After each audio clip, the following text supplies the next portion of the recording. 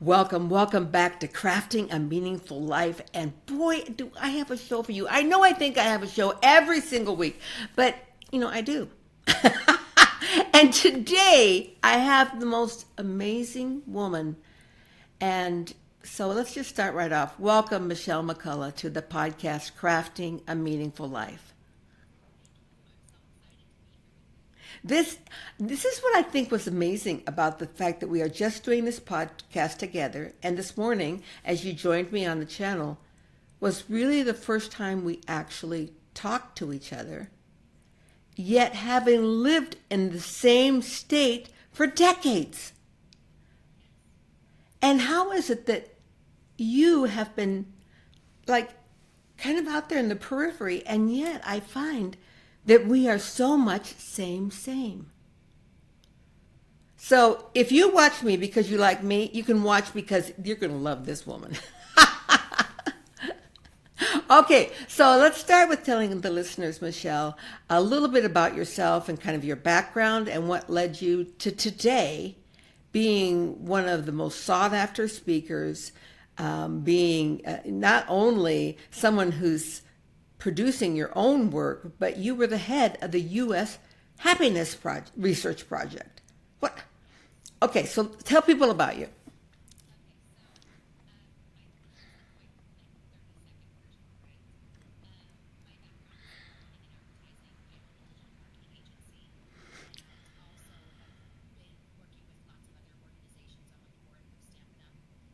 Ah,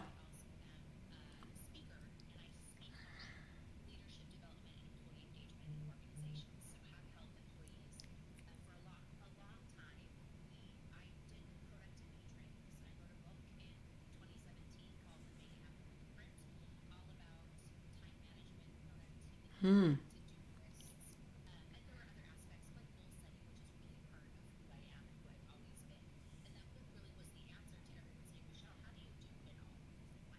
Um, yeah.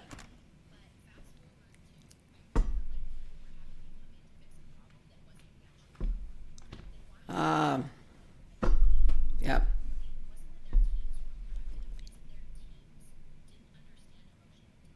And once they could understand their own emotional intelligence, then they would actually be more productive. And so if we were talking about resilience or high performance or even happiness, they actually went back to their desks more productive than if we talked about productivity. And so people didn't believe that I had this hypothesis. And so that's when last year I commissioned a research study. It took us a fair amount of time to get it done and get the report completed, but the United States Happiness Report came about because I wanted to prove this concept. And so we worked with working Americans all across the country. It's separated by generations and genders so that we could really see the different nuances between millennials and Gen X and Gen Z, and also what the differences are for men and women. And so now we have this book of research that supports what I've been saying all along. But what we found is that when we can focus on emotional intelligence in organizations, productivity increases more than if we talk about productivity. Ah, you're speaking my language, girl. All right, so let's, for the listeners who are a little bit behind that curve on knowing and understanding emotional intelligence, can you share that concept with people? Yeah, I think that especially, and I wish I understood why, when we are such emotional beings, we don't talk about emotions enough. And Right. it's so crazy because we feel it all. Humans, that's one of the great equalizers for all of us, is that we all have emotions and we all feel things. And we feel them at different levels. But really, we can all understand what it's like to feel happy, or even to feel sad, or to feel grief, or to feel heartache. But in the world that we live in, we have so many things that are happening to us, even more so. Like, I think about the last 5 years and how the world has changed over the last 5 years.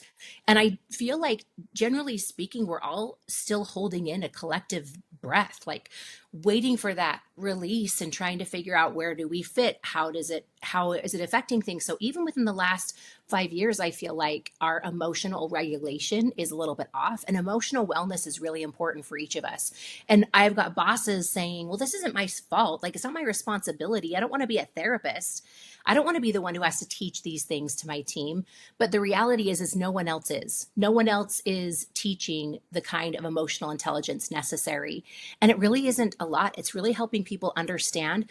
One of the things that we studied was that happiness is one thing, but resilience is such a huge piece of the puzzle.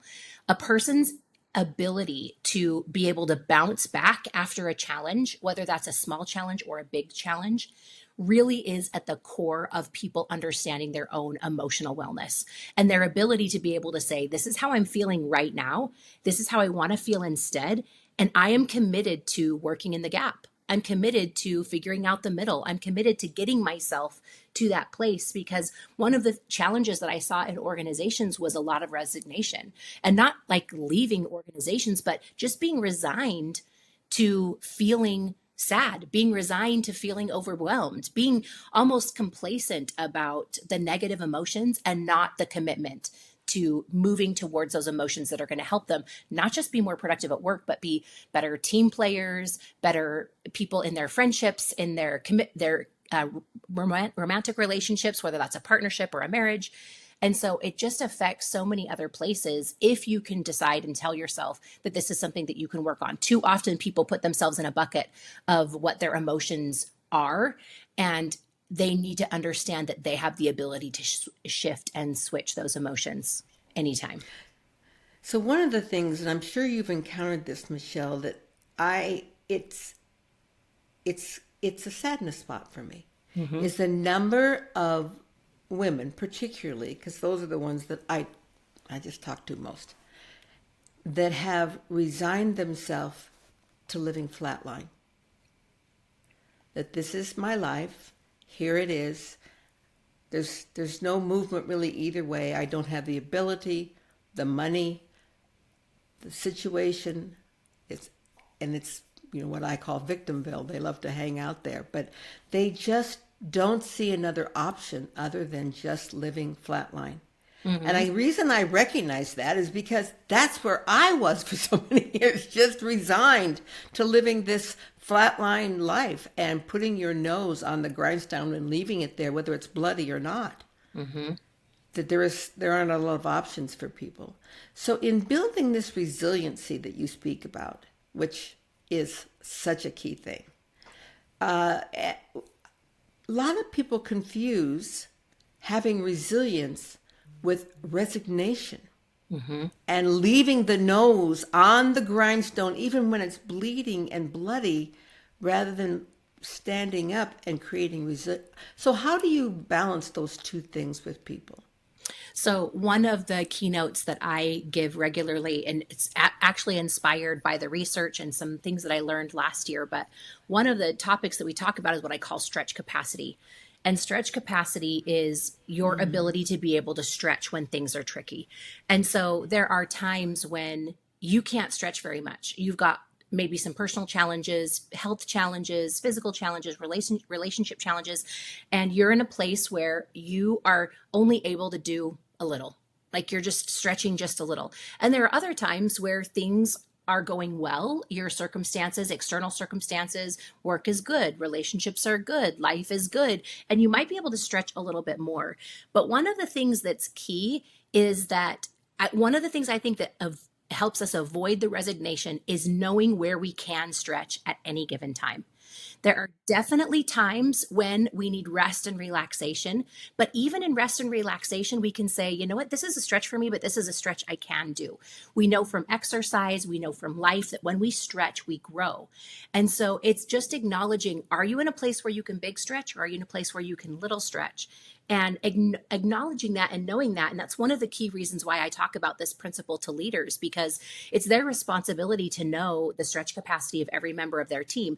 That doesn't mean that they can't require the job to be done, because it does need to get done. But it's looking at each person and saying, okay, I understand that this person is at a place where they can't do very much, but what can they do? And it's focusing on the can rather than the can't that really helps people move from resignation to resilience, and helping people see emotionally, yes, even though this is hard, I can still do X, Y, or Z. So it's knowing that principle and applying that stretch capacity. One of the great things about that concept that came to me while you were talking about that was that sometimes people fear that they have to step into something and that this is going to be their life and they don't know if they can handle it. But the concept of stretch, that it's like an elastic band that you can stretch into it and then you can come back to your comfort zone. You don't have to stay at the pull point for the rest of your life. You can stretch into it and then come back and stretch into it. Is that a piece of it, knowing when to pull the band and when to let go? And Yeah, 100%. And I think that part of us, especially like I look at lots of high performers. I've studied high performers for a long time, go getters, people who are willing to do things. There are people who live in a constant state of that pull all the way back until what? Burnout, until they snap.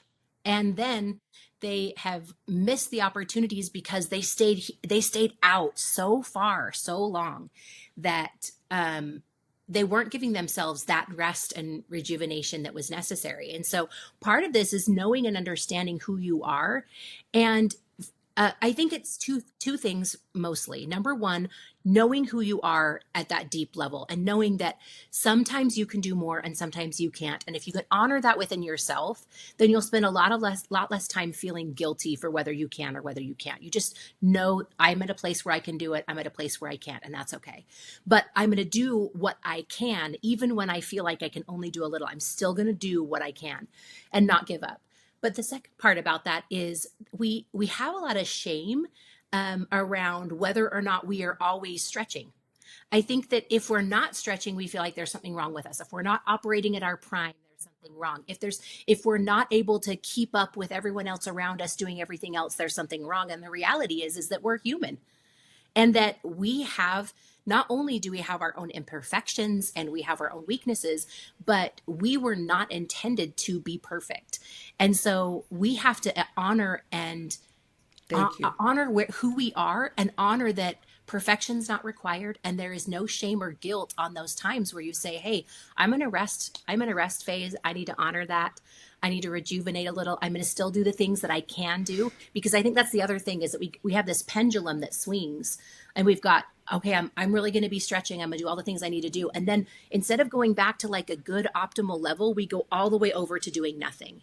And instead of doing nothing, we just need to find our good swing right in the middle, not where we're all the way up here and not where we're all the way back here, but right in that middle and that sweet spot of honoring that, yes, sometimes we can do a little more, sometimes we can do a little less, but we're going to live in that optimum swing place where we have the emotional intelligence to understand what we can do without pushing ourselves too far and without complete burn and total burnout. Yeah. You know, one of the topics that you brought up is one that I'd love us to delve a little deeper into, and that is this concept of perfectionism. You know, I think that it's not just in Utah, that this True. is something, I mean, we do think that Utah is more of this than anyone else, but it's not just here. And unless you're in a Mid-Eastern culture, or, I mean, I'm sorry, an Eastern culture, of just growing in this Zen state. If you're in the Western world, you have this concept of do more, get more, and that means I am more. And we kind of have that reversed. But the perfectionism piece, how has that been fueled by social media? I honestly feel like I love the quote by Pastor Stephen Furtick, who says, one of the reasons we struggle with insecurity is because we compare our behind the scenes to other people's highlight reel. And I think social media has done, back in the olden days when there wasn't social media, and even when media wasn't as big of a presence, it was just the people in your neighborhood that you were worried about connecting with or impressing or understanding. And now we feel this need to impress the whole world. How many likes do I get? How many followers do I have? And even those who aren't connected to social media, I still feel like we have access to so many more people than we ever have before. And so even if you're not trying to show up as an influencer or anything else, you can still see what everyone else is doing, which just increases the comparison. And comparison is, and the research showed, one of the number one one of the number one damages that we do when we look at our own happiness, because we compare our happiness to other people. We compare, well, I'm happier than so and so, but I'm not as happy as this person. And so we look at our own emotions comparatively rather than looking at them internally. We look at them like, oh, well, I saw so and so. They went to Hawaii. Didn't they just go to Hawaii last week? I'm not as happy as them, but my neighbor down the street, her son is in the hospital and I'm happier than her.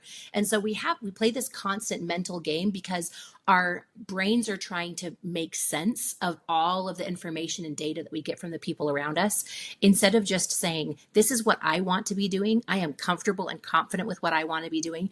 And if I'm not comfortable and confident with what I want to be doing, what am I doing regardless of what anyone else is doing? So really, part of that emotional intelligence piece and understanding it is not making decisions about our emotions based off of anyone else around us, and really just looking internally for how we want to feel, not only how we want to show up, whether we're hitting goals or running businesses or whatever that looks like. Yeah. I have so many people say to me, Mary, you're the most photogenic person I've ever seen. You never take a bad photo. And I say back to them, well, duh, I don't post the bad ones. And the reason I don't take a bad photo is because I don't post them. It's not that I don't take a bad photo. I want people to realize the realization of what that really looks like. Yes. I might take 10 photos at an event and post one, and I never take one of me speaking because I make so many crazy faces. I've discovered this, that I can't take a photo while I'm talking because it's kind of craziness, So, but another thing I caught myself doing on social media, some have a little post, and those are the people who like stories. You know what I mean? Flipping through stories. Other people like to read a little bit about it, but I found myself on the posts in the feed, people's feed, that I would look, I'm admitting to this, I would look and see how many likes they had. And if it was a lot, then I thought that's probably worth my time to read. If it was just a couple, well, I'd go on to find, you know what I mean? And when I realized that I was judging the quality of what someone wrote based on the number of likes, Michelle, I was horrified. And so I really have trained myself to not look at that and to say, oh, this is my friend so-and-so, or this is someone that looks like they have, the topic of this. And you can really skim through the first 2 or 3 sentences and be like, oh, I'd like to read more about this. But I really do not let myself look at, this thing has 2 likes. And if I do, I say, oh, they must have just posted it 30 seconds ago. Yeah. So that I don't judge the value of the content based on the like. What are your suggestions for people as they use social media? Because it really can't be get off social media. Agreed. But how do people use that? And what suggestions or what parameters can we put on ourselves that we choose, not someone else, that we choose, that help us with dealing with social media? So interestingly enough, we actually did a fair amount of research in the study about those who spend time on social media and those who don't. And so we can compare the data, like those who said they were happier, are they spending time on social media or are they not? And the happiest people are spending the least amount of time on social media. But the happiest people are still spending time on social media. So to your point, there are ways that we can utilize social media without affecting our emotional regulation. And I think the number one thing is to limit your time. And for each person, it's different. So you might be able to handle more on social media than some of your friends. But there are some people who might only be able to handle less. And so again, without comparison and without saying, well, I should be able to handle more, really check in and understand what that looks like for you. The happiest people know when they need to stop on social media because it starts to change their emotional wellness. And so one of the things that I did is I just checked, okay, where do I need to be? And my limit is about 30 minutes, which actually is not very long.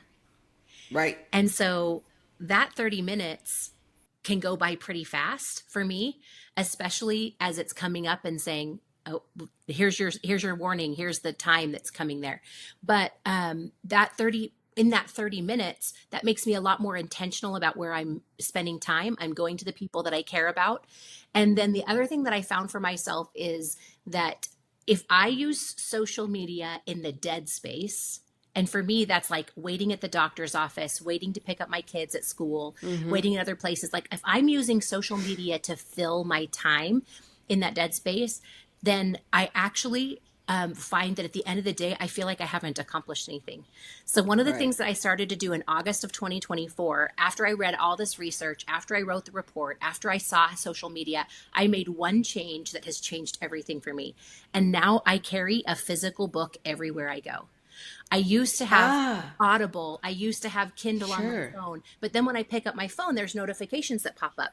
And so now anytime in the dead space, I call that my learning time, my reading time. And I read a lot of fiction books this year, but it was so much better for me to say, okay, I'm waiting and I'm filling my brain with something. I love or that. taking a break. And so I think for each person, that's not going to work for everyone. That's just what worked for me after I looked at the research and saw how it was breaking down.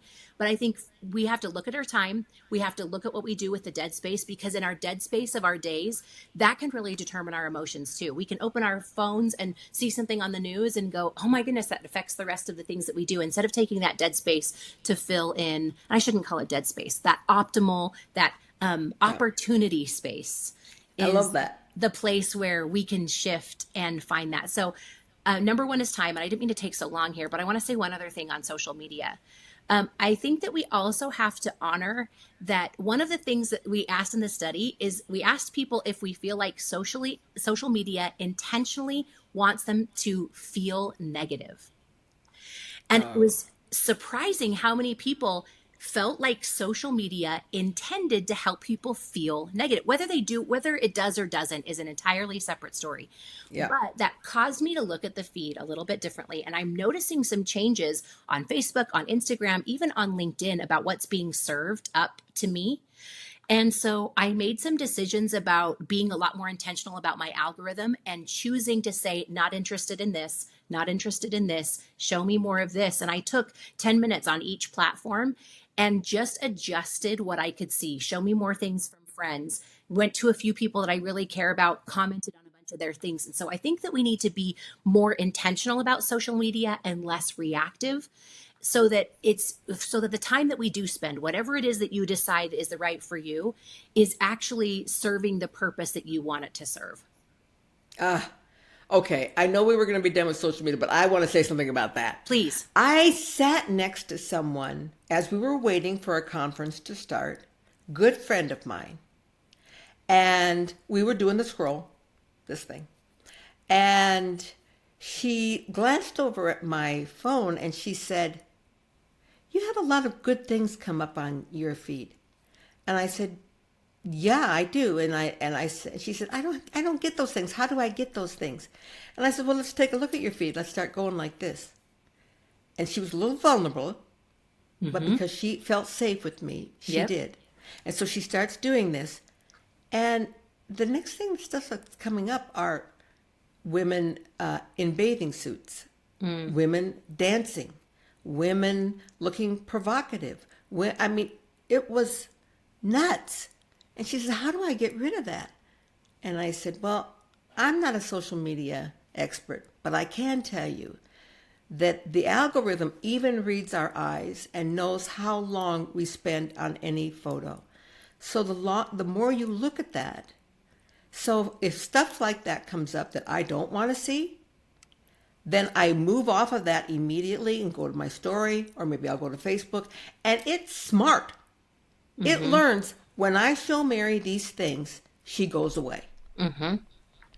And it was about 6 months later, she reached out to me and she said, "My feed has completely changed because I don't give it value, those things that I don't want to see." And I said, "It's pretty simple, just like that." And my social media doesn't necessarily drain me. It would if I was on there for, 2 or 3 hours, but because it's sending me people, just like you said, Michelle, that you love. Like I love to see Tiffany's stuff come up. Yep. You know, I love to read. I'm a blank, but you know what I mean. Mm-hmm. And now that I've started following you, and now that I've liked so many of your stuff, so much of your stuff, you're going to start coming into my feed, and I'm going to love. So find those people that you want to emulate, those people that are sending you good vibes, and stop looking at the stuff where you feel less than. It is so easy to feel less than on social media. Yep. All right. So let's talk about this concept of this happiness report, and that you saw happiness as one of the biggest keys to unlock wellness, complete wellness. I think back, Michelle, when I was speaking a lot more to corporate. Mm-hmm. I speak now more to women's groups and motivational, inspirational, but I spoke to corporate. And if you talked about love, they were gone. That was it. They just turned off. Okay, she's over there in Nunu Nanaland. I want to talk about this. You could not use that word. Now, I'm hoping now that that's used, you can use that word, but love and business did not live together. Mm-hmm. And why is that? Mm-hmm. And is it shifting? It's certainly shifting in my world, because I'm drawing what? I'm drawing in people that want to talk about fear versus love, as opposed to being productive and less productive. Yeah. What are you experiencing? I am noticing that I still feel like there are corporate places where I receive a list of words I can't say. Oh, Anything from, including like expletives or mentions of deity that they feel like might be divisive. But then I do get sometimes feeling words that people are like, please don't talk about X, Y, or Z because it makes our business uncomfortable. I haven't received that in the last 3 or 4 years. I feel like people are a lot more open to conversation, and but I also feel like we live in a very divisive environment. And one of the things that I have found is that while I feel like if I have to stay so middle of the road and I can't take a side on either side, I don't feel like I do anyone service by not touching on things that are important.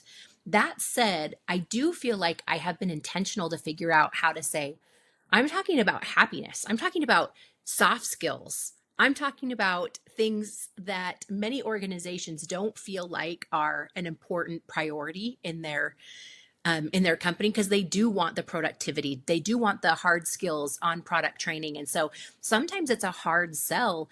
But at the end of the day, now especially with the research and some of the case studies that we have with organizations, they're starting to see that. And so they're a lot more open to using words like love, as long as I'm not talking about romantic love and trying to be a matchmaker. They're more open to those emotional conversations because we have the research to back it up. And I'm not saying you always have to have research to back up the things that you're passionate about, but I'm using it as an example how I feel like a lot more organizations are coming around. A lot more organizations are understanding the importance of emotional intelligence, and that if you truly want an organization and a team and an employee base that is passionate and engaged, then they are going to be emotional, and they want to talk about all of the things that matter to them, from love to happiness to anger to everything in between, and to recognize that if we can give space to all of the emotions, then it makes it so much easier for people to regulate and navigate back to the emotions that are positive for any organization. I can remember back even when I was still working, and I was CEO for a long time, 35 years, and that I found that research came out probably maybe in the last 10 years that I was working, that what increased, or what was the greatest motivator for employees. And everyone at that time would have thought, well, we pay them more. Money. Yeah. It was money. But the research showed, and you know this, that it was being appreciated, having work satisfaction, having a safe environment, things that had nothing to do with money. Yep. And that had to be the opening door to, well, so if it's not money, what what is the workplace place like? And that's the space that you're working in now. So how have you found, or what would be the biggest aha that came about from your happiness research study? There are two things that pop up in my head that I would like to share. 87% of working Americans, so 87% of the respondents that we researched, said that they want to be happier than they currently are. And that number is staggering to me in terms of even the people who are happy, even the ones who are at the highest levels of happiness, they want to be happier. So whether you have no happiness or whether you have lots of happiness, everyone wants to be even happier. And I think if organizations knew and understood that they could make some different decisions. Like we can certainly make different decisions as individuals, but I also feel like organizations can do that.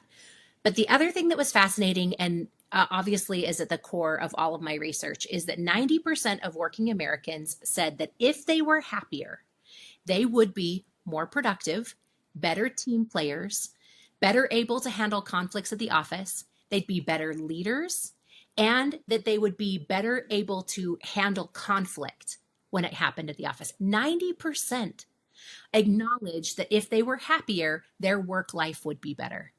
And so, but the interesting thing is that they don't know how to be happier. I mean, they'll say things like going for a walk or taking time off or listening to music. But when we asked questions like, how do you get happier? What do you do? Lots of I don't knows, lots of I don't know. And so it's interesting that we have people that know that they want to be happier and they're not entirely sure how to get there. And it's just because like we talked about at the very beginning, I don't feel like these are conversations. We're not taking classes on emotional wellness. It's not required at colleges and universities. It's not something that we teach in high schools where they probably need it the most. And so we rely on our social and familial circles to teach emotional wellness. But now we're looking at generations being taught negative behavior or that it's okay to be grumpy and sad all the time. And so we're getting generations and generations of people who, because of the way that they were raised, may or may not feel like they can change their emotions or that this is just how life is. And that's what I'm on a mission to do, is help people understand their own emotional wellness and be able to see how it affects so many parts of their lives and how easy it is to find happiness every single day, despite the challenges that we're facing. Well, I'm a boomer. I grew up in the 50s. Most of us believe that happiness is possible, and most of us believe that it's going to be better tomorrow. When I hear from people that say, am I going to be worse off than my parents' generation? Absolutely. I'm like, really? I never one time thought that. My parents told me enough times, that I live in the best generation and that things are going to be so much better. And they knew that my life was going to be better. I think my kids, who are mainly millennials, I have one in the next generation, I don't even know what that's called, but that believe that they would at least be the same. And that they would live as nice of a life as I have lived. But the ones that are after that, those are the ones that don't know how to leave the house. Because they know that out there is not as good as what is in this generation. Yeah. So if employers, and even as families and neighbors, we know this statistic, then it begs the question, how? And I'm turning to you. That's a question to you, just so you know. I think it's a question, right? And this is the challenge. And I think about this on 3 levels. Okay. For me, my number 1 level is myself. If you can't own your own emotional wellness first and recognize that this is an internal job. No one else can do this for you. You have to decide. And one of the things that we're studying and noting is that it actually is so much easier to shift your emotions than you think. Like, you can say, I am sad, frustrated, heartbroken, and say, I really want to feel peace, even if it's not going like 10 times better. What can you do to feel a little bit more peaceful? If we can each take on that personal responsibility, that is our number one. Individuals understanding, what can I do? And that's my big thing. What can you do? There are lots of things you can't change. There are lots of circumstances in your life that you can't change. But what can you do? Can you have a podcast that you love to go to? Can you have a playlist of songs that you love? Are there things that you can do and work into your day that you can schedule and plan so that you can look forward to them? There's so many ways that you can increase your own personal happiness, and that is the first thing. The second is our close connections and relationships. So, like, I think about my kids. I think about my husband. I think about my neighbors and my close group of friends. It's like, what can I do to influence them? I'm not responsible for their happiness, but we have so much more power than we give ourselves credit for. Yeah, But if we were to look around and just take an interest in someone, we could increase their happiness. So if you're emotionally well, then it gives you the ability to reach out to someone and help them. And you don't have to be emotionally perfect. That's the thing that I think people need to understand is you don't have to be emotionally perfect to be able to be happy and to help other people, because nobody is perfect. And there are parts of my life that are great and parts of my life that are tricky, but that doesn't mean there aren't ways I can contribute. And so as long as we acknowledge that, we can help each other a little bit more. And then the third area is, if we go one step further out, all of us have another circle of influence, whether that's a work relationship, whether that's where it plays, we're helping and serve in a community. Maybe it is some other way, whether we're coaching a T-ball team, but that third rung that's out there. I think that if we could all acknowledge that we have, responsibility is the wrong word, because that's what everyone wants to say. We're responsible, but we're not. We're not responsible for anyone else's happiness. But what we do have is an opportunity to influence others for good. And we do have an opportunity to give someone a way to say, oh my goodness, I know that she's got these challenges happening in her life. How is she staying happy? If she can do it, I can do it. And that kind of ripple effect is actually very influential in the circles that we have. So start with yourself, work on you, but really know that if it's something that you don't understand, read books. One of the things that people said in the study is that they want to read more books and listen to more podcasts about happiness and resilience. And so find podcasts, find books that you enjoy reading, and get that emotional level for yourself, and then talk about it with your friends and close family, and then look at that third rung where you can influence, but really start with you. I love that. What's better than starting with you? And I love the part about you don't have to be perfect, because if that were the case, if I had the perfect emotional IQ, EQ, I would never be doing this podcast. I would never have written my book. I wouldn't speak to anyone. I wouldn't attend retreats. I would just sit home in a hole, and I would hide my light. And I think that is, we all can give something. We all have this spark inside of us that is ready to shine.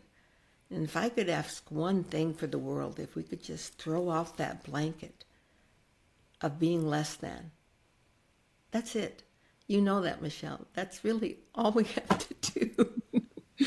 We just have to stop feeling less than you name it.